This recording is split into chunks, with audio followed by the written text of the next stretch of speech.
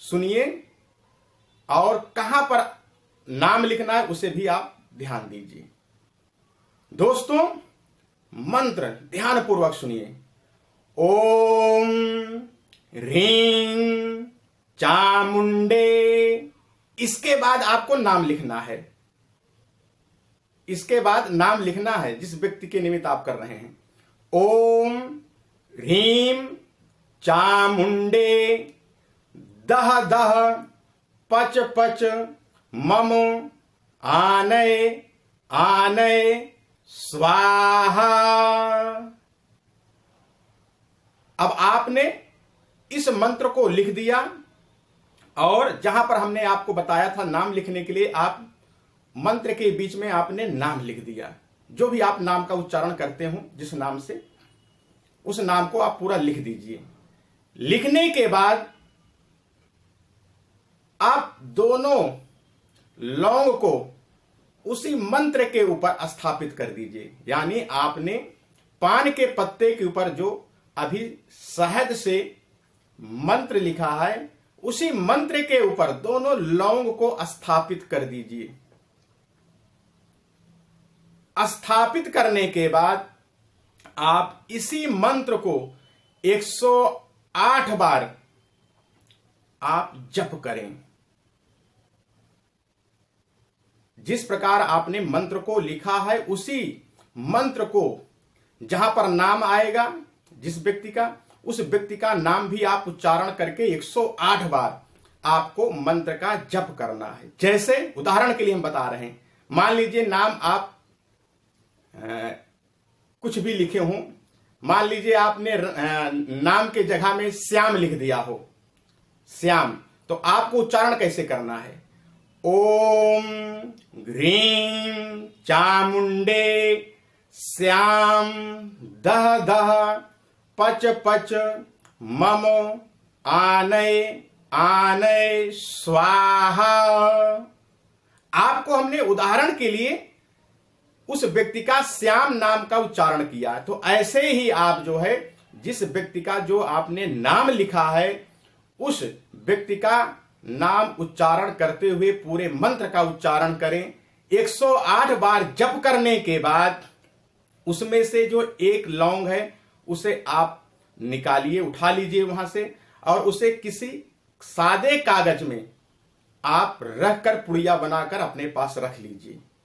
इस लौंग को आप जो है अपने पर्स में रख सकती हैं, अथवा अपने आप जेब में रख सकते हैं, या आप जहां पर शयन करते हैं वहां पर जो है आप इसे बिस्तर के नीचे भी आप रख सकते हैं इस लौंग को। अब उसमें जो लौंग एक और बची है, और उस पान के पत्ते को आप उसी पान के पत्ते में लौंग को लपेट लीजिए। लपेटने के बाद आप उस पान के पत्ते को और लौंग को आप अपने मुख में रखकर खा डालिए।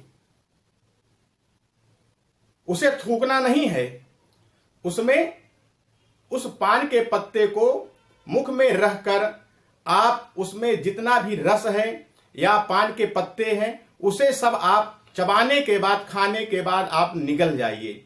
यानी उसमें जो रस है, पान के पत्ते हैं, उसे बाद में आप थूक दें, ऐसा नहीं करना है। यानी उसे पूरा आप खा सकते हैं, पूरा निगल जाइए। दोस्तों, यह उपाय आप शुक्ल पक्ष, यानी जिसे उजाला पक्ष भी कहते हैं, चांदनी पक्ष भी कहते हैं, यानी शुक्ल पक्ष चांदनी पक्ष में अष्टमी जब पड़े तब यह उपाय आप कर सकते हैं, अथवा शुक्रवार को भी आप कर सकते हैं। शुक्ल पक्ष के उजाला पक्ष में शुक्रवार भी पड़े तो उस शुक्रवार को भी आप कर सकते हैं, अथवा पूर्णिमा को यह उपाय आप कर सकते हैं, अथवा कोई विशेष मुहूर्त हो जैसे नवरात्रि, तो नवरात्रि में, पूरे नवरात्रि में कभी भी आप इसे कर सकते हैं। पूरे नवरात्रि में आप कर सकते हैं। अक्षय तृतीया हो गई और तुलसा विवाह हो गया, नवरात्रि फिर आ जाएगी, तो यानी आप इसे नवरात्रि में, दशहरा में और रामनवमी में, अक्षय तृतीया में, यानी जितने स्वयं सिद्ध मुहूर्त हैं उन मुहूर्तों में आप इस उपाय को कर सकते हैं।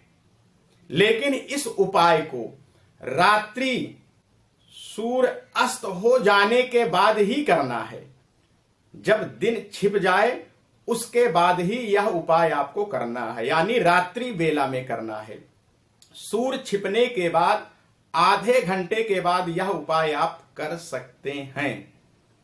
दोस्तों, बहुत ही अद्भुत उपाय है।